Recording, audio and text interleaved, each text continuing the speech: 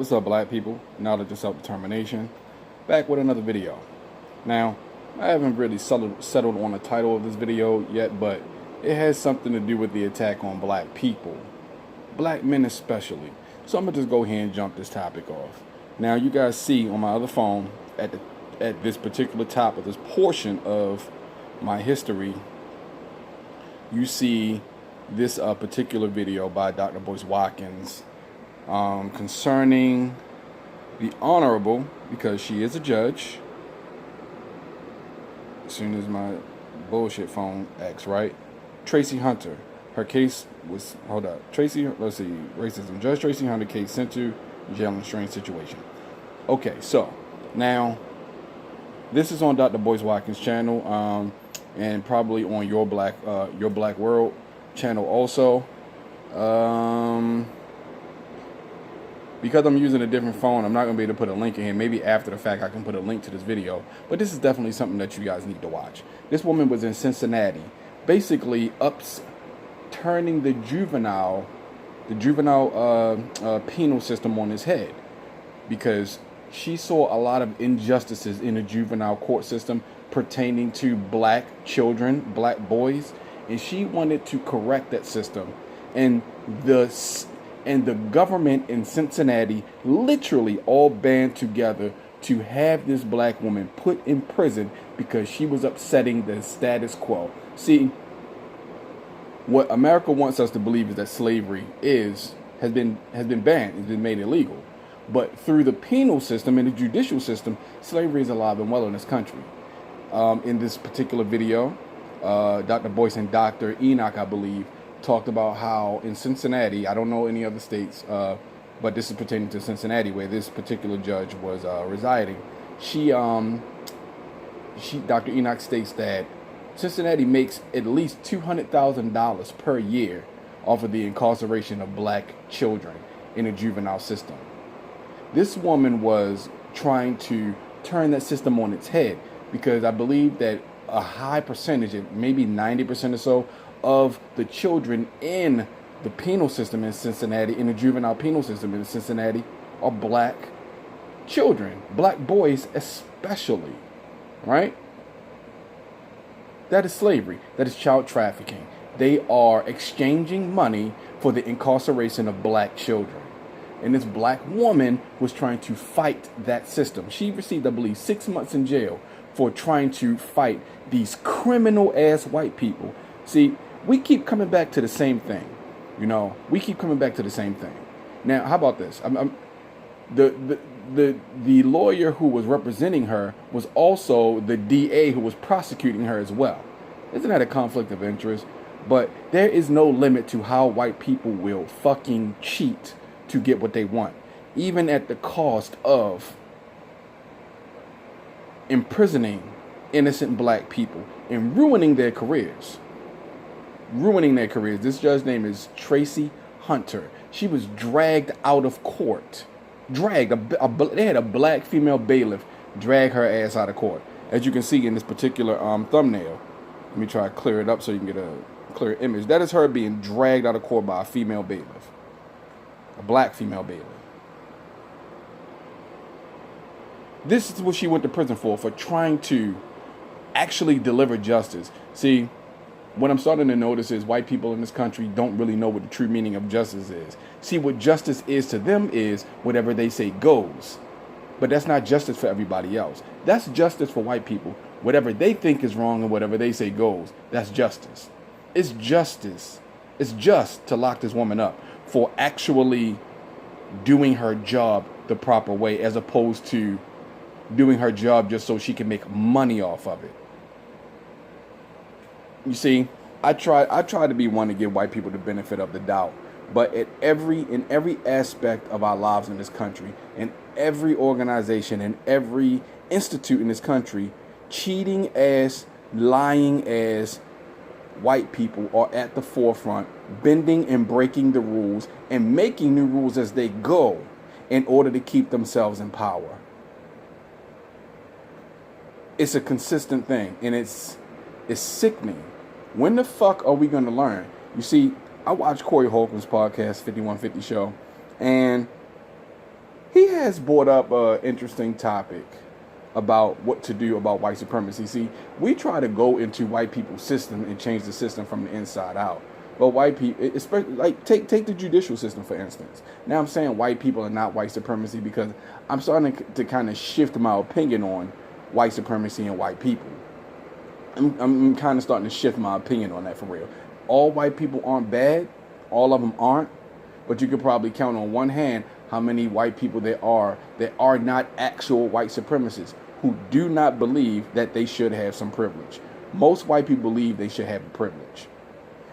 And I heard a recent poll, 51% of Republicans believe that Donald Trump is a racist. And 80% of them will go to the polls and vote for this fucker. So yeah, go figure. So Tariq Nasheed was banned from fucking the UK because Hidden Colors 5 was released and is being shown in the UK. He was banned from the UK. The UK government did not want him coming into their country. Not because Tariq Nasheed is a violent dude, not because he a gun-toting gangster. This dude is a very brilliant brother who makes excellent documentaries that divulge a lot of unknown black history to the world. It's brilliant shit. I may not necessarily agree with Tariq Nasheed, and his and a lot of I may not agree with him on everything that he does and says, but what I do agree on him with and what I do support is his Hidden Colors series. I support the fuck out of that. I promote that, and I promote that everywhere I go. You know what I'm saying? But this isn't about how I disagree with Tariq Nasheed. The ASAP Rocky thing, he was released from prison in Sweden. I'm not really going to touch that too much because ASAP Rocky don't give a fuck about black people. Therefore, it is what it is with him. Now, when we talk about racism in this country and the unfair advantage that white people continue to give themselves, it's pretty fucking sad, and it's pretty sad, but at the same time pretty interesting that in this election year, 2019 is an election year. The presidential election, it's hard to believe that Trump has been president for 4 fucking years. That's almost 4 years. That's amazing. But this is an election year, and the Democratic Party they're chomping at the bit to get the black vote because they know they have fucked up. Do not be fooled by their plots, their ploys, their schemes, their tactics. Do not be fooled by them. Don't be fooled by that shit. What black people need to take into consideration when voting for any candidate is, what are you going to do for us, black people? What are you going to do for me, black people? What are you going to do for fucking black people? Most candidates are not talking shit concerning black people. Marianne Williamson is, and all I say is delve deeper into her politics. She's talking reparations. She should get your support. All Obama did was show up with a black face and a black family. And he had all the support from black people, and he did jack shit for you. And then you turned around and voted for his ass 4 years later, and he did even more nothing for you. And what's interesting is the same shit that they said about Obama, they're saying about Trump. But anyway, I really wanted to focus on this attack on blackness. We are being attacked. It's at full throttle now. Anytime you have an entire city where the government in that city turns its attention to a black woman just to put her behind bars because she's upsetting their system of generating fantastic amounts of wealth off the black backs of black people, we know there's something wrong with this system. Like I stated, Corey Holcomb has brought up an interesting point. We can't negotiate with these people. We can't reason with these people. We cannot reason with white supremacy. The only thing white supremacy respects is they respect action. That's what they respect. Action more than anything. They respect the fact that you'll put your foot in their asses if they fuck with you. They'll do that. But what I really want to say is this. And I agree with Corey Holcomb. I mean, it may come to violence. Everything may boil down to violence. How many heads are we willing to bust to get what we want? That that is not going to work because white supremacy has the armed forces, at their beck and call. So that may not necessarily work out for us, but we have to do something different, because trying to go into their arenas and battle them and take over their systems isn't working for us.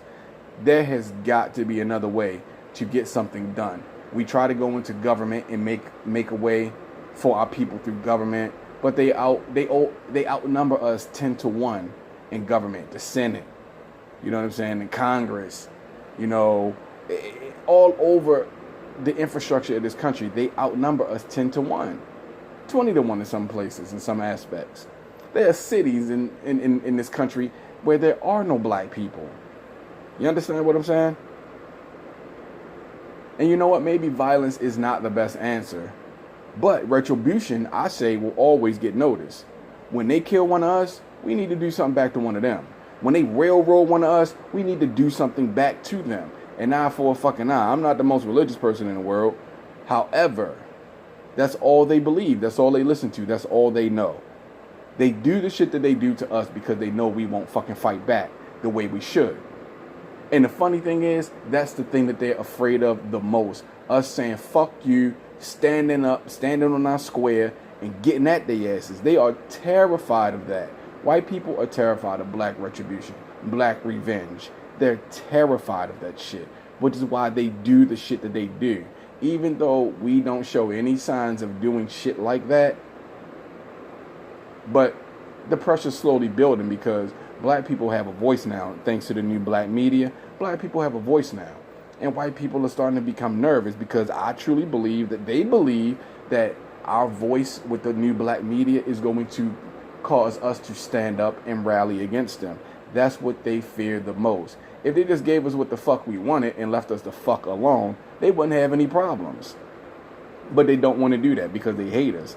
Because they know that we are the start of their ending. Genetic annihilation is real for them. We are their enemy. We are the enemy of white supremacy. And white people believe we're their enemy. Most white people in this country don't believe that we deserve reparations for over 400 plus years of fucking servitude. They don't believe we're owed anything.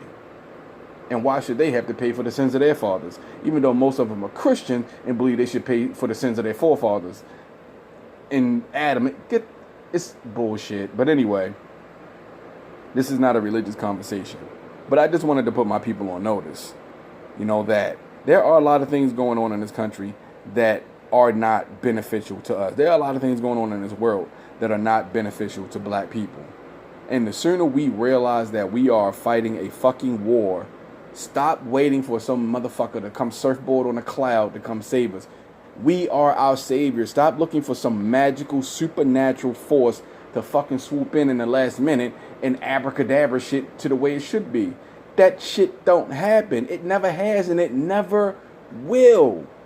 It never will. We need to become an army of one and then band together with other like-minded individuals so that we are a strong, cohesive force. Other races and other groups band together. They band together so that they are stronger with numbers as opposed to being weak as individuals. But not that many people are going to listen to this video, so not that many people are going to hear this message. And it's too bad for them. Fuck it. But all I got to say is this. We can build a dialogue on this.